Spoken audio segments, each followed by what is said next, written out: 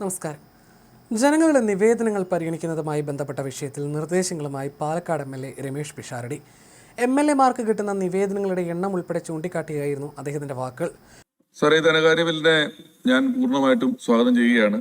കാരണം ഇതിലൂടെ നമ്മൾ ജനങ്ങൾക്കൊരു പുതിയ കേരളമാണ് ഓഫർ ചെയ്തിരിക്കുന്നത്. ആളുകൾ അതിൽ എന്തുമാത്രം വിശ്വാസം അർപ്പിച്ചിരിക്കുന്നു എന്നുള്ളതിന്റെ തെളിവാണ് ഇവിടെയുള്ള എല്ലാ MLA-മാരുടെ ഓഫീസിലും നിയമസഭയിലും ഇപ്പോൾ കാണുന്ന ഈ ഒരു വലിയ തിരക്ക് എന്ന് പറയുന്നത്.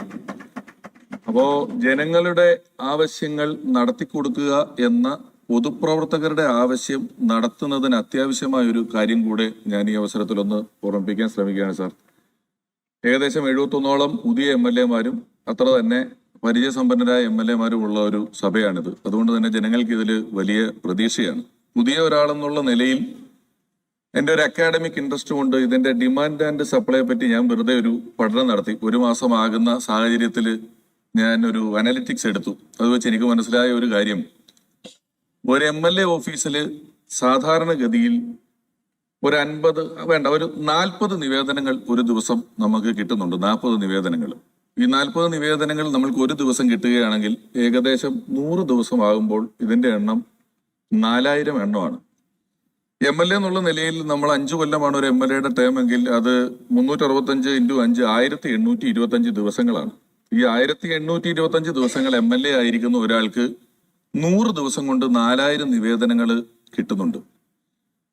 ഈ 4000 നിവേദനങ്ങൾ ഞാൻ പറയുന്നത് നമ്മൾ കല്യാണത്തിന് മുമ്പ് നേരിട്ട് പറയുന്നതും വഴിയിൽ കാണുമ്പോൾ പറയുന്നതും വാട്സപ്പിലൂടെ തരുന്നതും ഇമെയിലിലൂടെ തരുന്നതും ഫോണിലൂടെ വിളിച്ചു പറയുന്നതും എല്ലാം ഒഴിവാക്കിയിട്ടാണ് ഈ 4000 നിവേദനങ്ങൾ നമുക്ക് കിട്ടുന്നത്. അപ്പൊ ഇത് പ്രോസസ്സ് ചെയ്യുക എന്ന് പറയുന്നത് നമ്മൾ വളരെ സ്പീഡാക്കി കൊടുക്കുമ്പോഴാണ് ജനങ്ങളുടെ ആവശ്യങ്ങൾ നമുക്ക് കൃത്യമായിട്ട് അഡ്രസ്സ് ചെയ്യാനും അത് കേൾക്കാനും എല്ലാം പറ്റുള്ളൂ. ഇവർ പറയുന്നുണ്ട്, ഇവർ എഴുതി തരുന്നുണ്ട്, അവരെ നമ്മൾ കേൾക്കണം. അപ്പൊ ഡെപ്യൂട്ടേഷൻ കഴിഞ്ഞ് നമ്മൾക്ക് ഒരാൾക്കുള്ളത് 2 സ്റ്റാഫുകളാണ്. ഇതിൽ ഒരു സ്റ്റാഫിനെ ബഹുഭൂരിപക്ഷ MLA-മാരും ഡ്രൈവർമാരായിട്ടാണ് നിയോഗിച്ചിട്ടുള്ളത്. പിന്നീടുള്ളത് ഒരു സ്റ്റാഫും കൂടെയാണ്.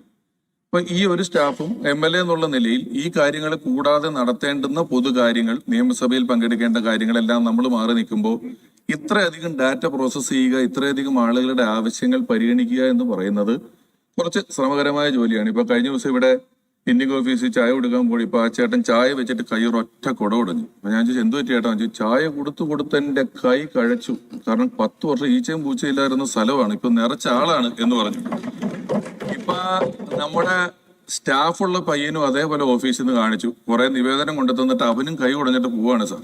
അപ്പോ ജനങ്ങളുടെ ഇത്രയും വരുന്ന ഒരു ആവശ്യം ഞാനിതിനെ പഠിച്ചു നോക്കിയപ്പോൾ ഇത്ര 100 ദിവസം കൊണ്ട് 4000 ആകുമ്പോൾ 1800 ദിവസത്തിൽ അത് എത്രയാണ്? അപ്പൊ അതിനെ പരിഗണിക്കാനും അതിനെ വായിക്കാനും കൃത്യമായ ഡിപ്പാർട്ട്മെന്റുകളിലേക്ക് അയക്കാനും പ്രതിഭാശാലിയായിട്ടുള്ള ഒരാളെ നമുക്ക് നിയോഗിക്കേണ്ടതായിട്ടുണ്ട് എല്ലാ ഓഫീസിലും. അത് MLA-യുടെ സ്റ്റാഫ് എന്നാണ് പറയുന്നതെങ്കിലും അത് ജനങ്ങളുടെ ആവശ്യങ്ങൾ പരിഗണിക്കുന്നതിന് അത്യാവശ്യമായിട്ടുള്ളൊരു കാര്യമായിട്ടാണ് എനിക്ക് തോന്നുന്നത്. അത് ഞാൻ ബഹുഭൂരിപക്ഷം MLA-മാരോട് സംസാരിച്ചപ്പോഴും അവരുടെ ആവശ്യങ്ങൾ അങ്ങനെ തന്നെയാണ്. അപ്പോ അവരിലേക്കൊന്നും നമുക്ക് കൃത്യമായി എത്താൻ, അവരെ പരിഗണിക്കുന്നതിന് ഇപ്പൊ ആധുനിക സാങ്കേതിക വിദ്യകൾ ഉപയോഗിച്ചുകൊണ്ട് എല്ലാ കാര്യങ്ങളും പരിഗണിക്കുന്നതിനും ആളുകളോട് കൃത്യമായി സംവേദിക്കുന്നതിനും ഒക്കെ ഒരാളെ നിയമിക്കുന്നതിന് അർഹമായ ശമ്പളവും ഒരാളെയും കൂടെ അതിലേക്ക് നിയമിച്ച് തരുന്നതിനും ഒരു നടപടി ഉണ്ടായാൽ വളരെ നന്നായിരുന്നു എന്ന് എനിക്ക് ഈ അവസരത്തിൽ തോന്നുന്നു. കാരണം നമ്മളെല്ലാം 3ാം ലോക രാഷ്ട്രങ്ങളിൽ ജനിജീവിച്ച ആളുകളാണ്. അവിടെ എല്ലാത്തിനും ഒരു കയ്യൂക്കുള്ളവൻ കാര്യക്കാരൻ എന്നുള്ള വ്യവസ്ഥയുണ്ട്. ഒരു 1000 കുട്ടികൾ പഠിക്കുന്ന സ്കൂളിൽ 5 പൈപ്പ് ചോറുണ്ണാൻ വിട്ടാൽ ചോറ്റുപാത്രം എങ്ങനെയാലും കുത്തിക്കയറ്റി കൈ കഴുകുക എന്ന് പറയുന്ന തിരക്ക്, ബസ്സിലാണെങ്കിൽ കയറാൻ തിരക്ക്, സീറ്റ് കിട്ടാൻ തിരക്ക്, സീറ്റ് ഇരിക്കാൻ ഒരു പ്രതിഭ വേണം. അങ്ങനെ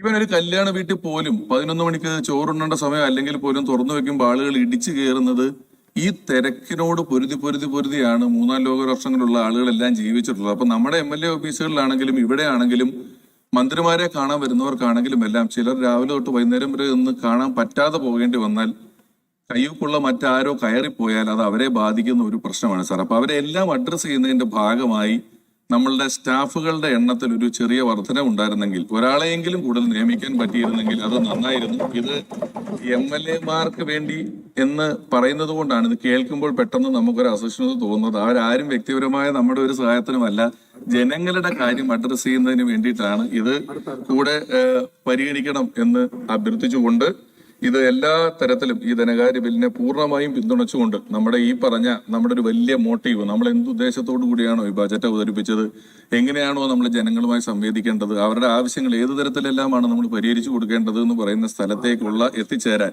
അവർ നമ്മളോടൊപ്പം അവർക്ക് വേണ്ട എല്ലാ പരിഗണനയും നമുക്ക് കൊടുക്കാൻ, പ്രത്യേകിച്ച് പാലക്കാടൊക്കെ ഈ ഒരു തരംഗം അത്രയ്ക്ക് ഉണ്ടായിട്ടുള്ള നിയോജക മണ്ഡലങ്ങളല്ല. അപ്പോൾ സമീപത്തുള്ള മണ്ഡലങ്ങളിൽ നിന്ന് പോലും നമ്മുടെ ഗവൺമെന്റിനെ അറിയിക്കേണ്ട കാര്യങ്ങൾ അറിയിക്കാൻ ഒരുപാട് പേര് ഞങ്ങളെപ്പോലുള്ള MLA-മാരെ കാണാനാണ് വന്നുകൊണ്ടിരിക്കുന്നത്. അപ്പോൾ തീർച്ചയായും പാലക്കാടിനും മറ്റു മണ്ഡലങ്ങൾക്കും വേണ്ടി ഇത് പരിഗണിക്കും എന്ന് പ്രതീക്ഷിച്ചുകൊണ്ട് ഒരിക്കൽ കൂടി പൂർണ്ണമായും ഈ ധനകാര്യ ബില്ലിനെ സ്വാഗതം ചെയ്തുകൊണ്ട് ഈ പറഞ്ഞ ഒരു പുതിയ കേരളം സമ്മാനിക്കാൻ നമുക്കാകും എന്ന വലിയ പ്രത്യാശയോടുകൂടി നിർത്തട്ടെ സാർ. നന്ദി. Thank you.